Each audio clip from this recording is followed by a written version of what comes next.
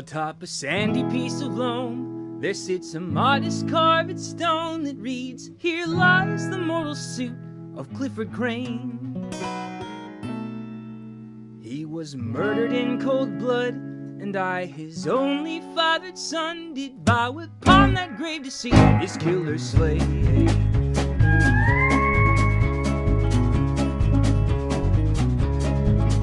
He was shot in Carson City by a gun of ill repute. His handler was the outlaw Wildfire Fred. In Carson City I found out that Fred was dispatched by his mount. His horse had kicked his jaw clean round his head. He was survived by only one, like me, an only fathered son. I would take him to my home and raise his kin. And should his 18th birthday come, I'll give the boy his father's gun. Then back to back we'll stand and draw his men. Well, the boy grew up as handsome as the western sun is hot. His hair grew out the devil's shade of red. And just as soon as he could stand, I thrust the gun into his hand. And I taught the boy to shoot the deadly lead. Well, to be sure the day would come when I would call the kid my son, and I would tear myself to pieces for the shame. But then I'd watch the redhead draw, and I'd catch flashes of his paw. The killer's blood that pulses through his veins.